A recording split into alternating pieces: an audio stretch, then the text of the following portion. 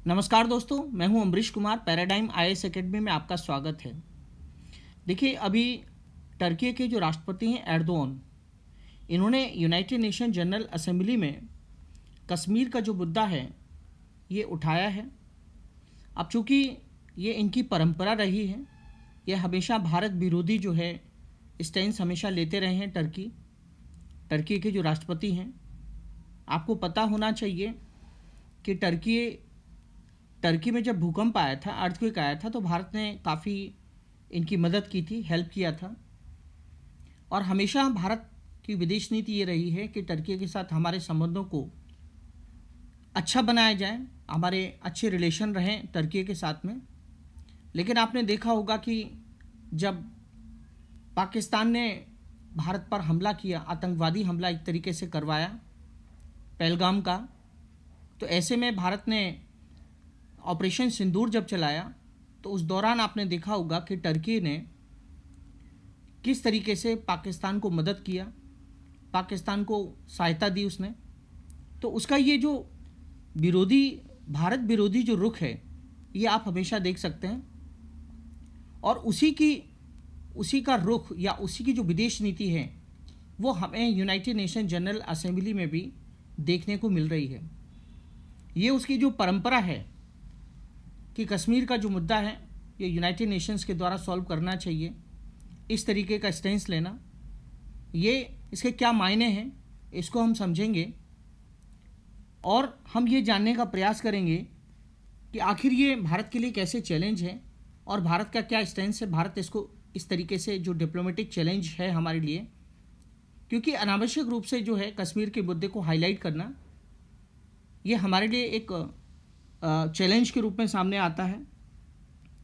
तो ये चूँकि देखिए, सबसे इम्पोर्टेंट बात मैं आपको यहाँ पे बताऊँ कि टर्की के जो राष्ट्रपति हैं, ये ऐसा क्यों करते हैं, ऐसा क्या कारण क्या है। तो देखिए, मैं आपको बताना चाहूँगा कि टर्की जो है एक इम्पॉर्टेंट रीजनल पावर है। सबसे पहली बात तो ये है, ये नेटो का मेंबर है। और हाल के वर्षों में टर्की ने क्या किया है, जो ओआईसी है, इस्लामिक सहयोग संगठन, ऐसे मंचों का उसने हमेशा जो है दुरुपयोग किया है, उस पर एक्टिव रोल प्ले किया है और कश्मीर के मुद्दे को जो है बार बार उठाता रहा है।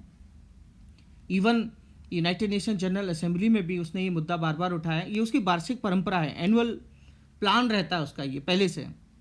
तो भारत के लिए कहीं ना कहीं ये डिप्लोमेटिक चैलेंज है। और सबसे खास बात यह है, मैं आपको बताना चाहूँगा कि कश्मीर जो है ये भारत का अभिन्न अंग है, इंटीग्रल पार्ट है, ये हमारा आंतरिक मामला है।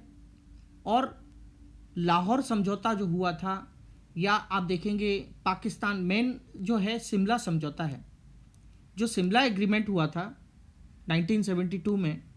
शिमला समझौता ये कहता है कि भारत और पाकिस्तान के जो संबंध हैं, जो रिलेशन हैं, या कश्मीर का जो मुद्दा है, ये एक द्विपक्षीय मुद्दा है, एक बायलैटरल इशू है, जो भारत और पाकिस्तान ही इस पर बातचीत कर सकते हैं।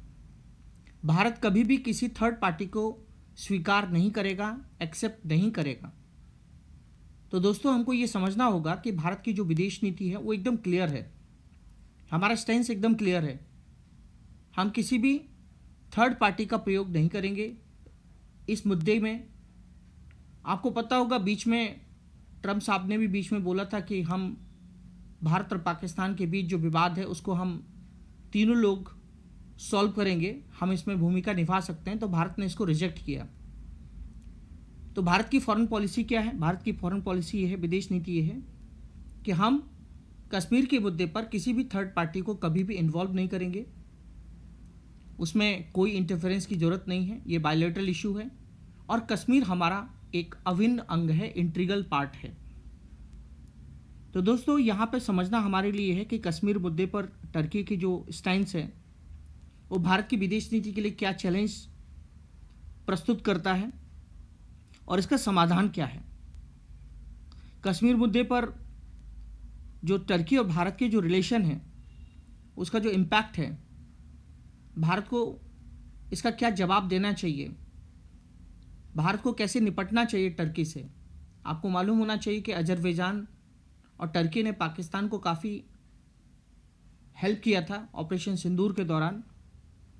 तो इससे साफ साफ समझ में ये आता है कि टर्की जो है, एर्दोगन की जो टिप्पणी है वो कहीं ना कहीं जो है पाकिस्तान को सपोर्ट करती हैं, क्योंकि टर्की जो है इस्लामिक दुनिया का नेता बनना चाहता है, वो नेतागिरी करना चाहता है, इसलिए कश्मीर मुद्दे को वह लगातार उठाता है और कई मुस्लिम देशों का वो समर्थन हासिल करना चाहता है।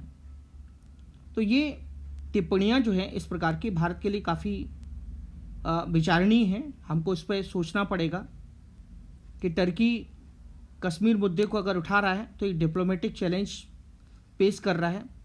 इसके लिए ज़रूरी है कि भारत की विदेश नीति को हम समझें और हम इस स्टैंस को किस तरीके से रिजेक्ट कर सकते हैं, ये भी मैंने आपको समझाया। और सवाल यहाँ पे इम्पॉर्टेंट ये है कि आज यूनाइटेड नेशन जनरल असेंबली का 2 देश, एक तो पाकिस्तान और पाकिस्तान के साथ साथ टर्की, ये हमेशा जो है ये इसका दुरुपयोग करते हैं, मिसयूज़ करते हैं। तो ऐसे में भारत जो है, आज देखेंगे आप सिचुएशन कितना बदल गया है।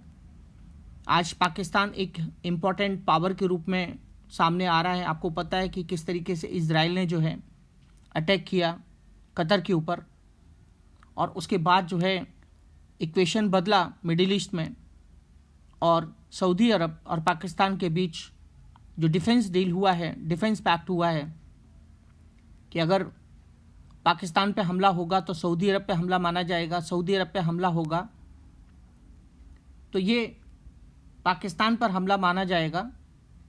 तो इस तरीके से एक जो गठबंधन बना है, ये भारत के लिए चिंता की बात तो है ही है निश्चित रूप से। और इम्पॉर्टेंट बात यहाँ पे है कि एक तरीके से नेटो के रूप में, इस्लामिक नेटो के रूप में जो चीज़ें सामने आ रही हैं, इसमें और भी देश जुड़ सकते हैं। और जिस तरीके से टर्की स्टैंस ले रहा है कश्मीर के मुद्दे को लेके, तो भारत को जो है इस मुद्दे को गंभीरता से लेना चाहिए। और चूँकि हमारा जो स्टैंस है कि हम किसी थर्ड पार्टी को शामिल नहीं करेंगे, ये हमारे लिए, हमारी विदेश नीति को समझने के लिए काफ़ी इम्पॉर्टेंट है। लेकिन ये इस प्रकार के स्टेटमेंट देना, ये भारत की विदेश नीति के लिए एक डिप्लोमेटिक चैलेंज है जो हमें समझना होगा।